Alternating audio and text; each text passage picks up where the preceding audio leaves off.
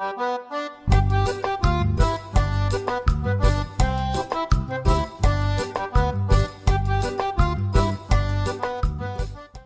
alunos, como vocês estão? Então, vamos mergulhar mais uma vez na nossa querida língua portuguesa. Hoje nós iremos tratar sobre as informações explícitas em um texto. Mas o que é isso, informação explícita, né? Informação explícita é aquela informação que está clara nas linhas do texto, que você consegue localizar facilmente quando você começa a ler o texto. Para que seja possível, né, compreender o que vem a ser informação explícita, é preciso compreender que a linguagem verbal, né, ela pode adquirir vários sentidos, né? Um mesmo enunciado pode assumir diferentes sentidos em diferentes contextos e diferentes leitores podem atribuir sentidos distintos a um texto.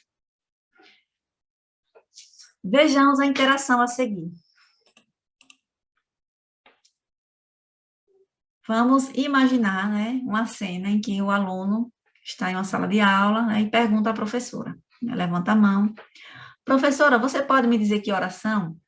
A professora responde, né, olhando para o relógio. Podem guardar o material, pessoal. O aluno diz, eba! E rapidamente guarda o material, seguido por outros colegas. Então, nós podemos observar que o aluno não perguntou se poderia guardar o material. No entanto, pela reação dele, era o que ele queria saber, né? A professora, interpretando a sua intenção, autorizou a guarda do material, encerrando a aula. Então, nesse caso, o sentido dos enunciados foi definido por fatores externos ao texto, autorizados pelas características da situação comunicativa e pelo conhecimento das pessoas que participaram daquela situação comunicativa, né? Que sabem que no final da aula, né, que quando está chegando determinado horário, eles podem guardar o material para ir embora. Se o texto tivesse sido compreendido no sentido literal, né, ou seja, se tivesse sido considerado as suas informações explícitas, a resposta da professora teria que ser outra, né, como, por exemplo, são 5 para as 11, né? No caso, as autorizações não teriam sido dadas e os alunos continuariam executando as tarefas. Então, nós podemos dizer que o sentido de um texto ele é constituído tanto por informações que estão explicitamente na superfície do texto, quanto por outras que se encontram implícitas, né? As primeiras, as explícitas, são facilmente localizadas no texto, pois se encontram escritas com todas as letras. Já as segundas são dependentes do repertório prévio que nós fazemos na situação comunicativa em que nós nos deparamos. Então, a capacidade de localizar informações explícitas no texto é fundamental para a continuação da proficiência leitora e deve ser objeto de ensino desde os primeiros anos de escola. Lá, quando vocês começaram o processo de alfabetização. Então, muitos consideram essa capacidade a mais simples de todas. No entanto, é preciso considerar que nenhuma capacidade de leitura é mobilizada no vazio, né? Tem sempre uma função para isso. Assim, se o texto for mais complexo ou extenso, o processo de localização de informações, ele é um pouco mais demorado, né? E a decorrente atribuição de sentido poderá ser igualmente mais complexo. Por exemplo, se vocês pegam um texto, uma música que vocês já conhecem, vocês vão conseguir localizar uma informação, né? Mais fácil do que um texto que vocês nunca leram, né? Que traz um vocabulário mais rebuscado, com palavras que vocês não têm contato, né? Então, esse momento vocês vão ter mais dificuldade de encontrar essas informações. Mas o que significa realmente localizar a informação em um texto?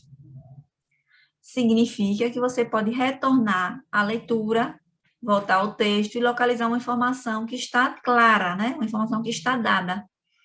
Você consegue encontrar facilmente na leitura do texto. Vamos observar um exemplo. Vamos à leitura desse texto.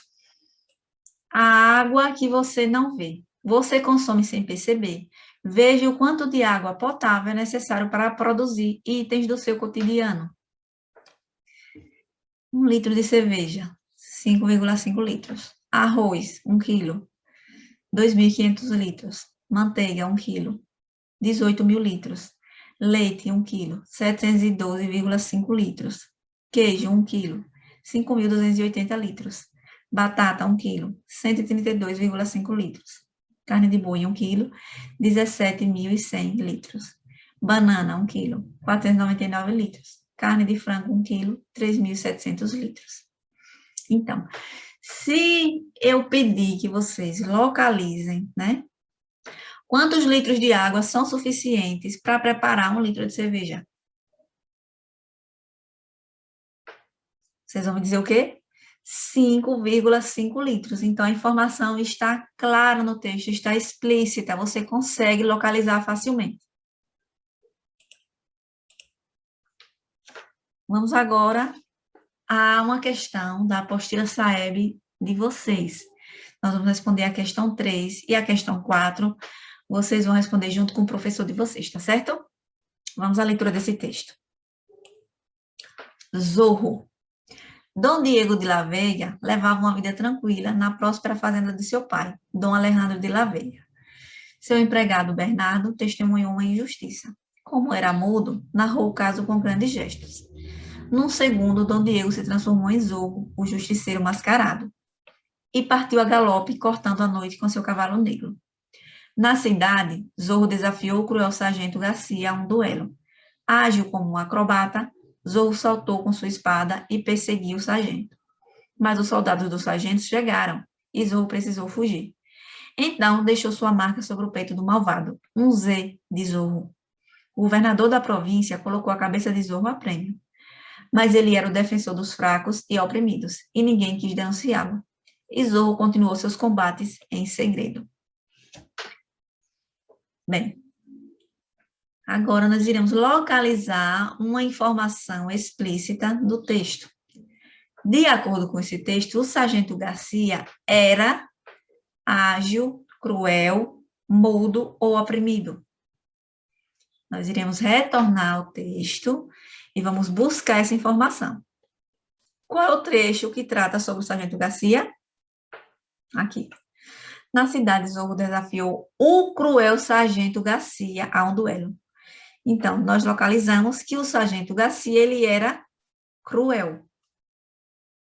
Tá vendo como a gente pode reencontrar, né, qualquer informação no texto apenas retornando a ele? Conseguiram compreender? Que bom. Então, nossa aula fica por aqui. Até a próxima, se Deus quiser.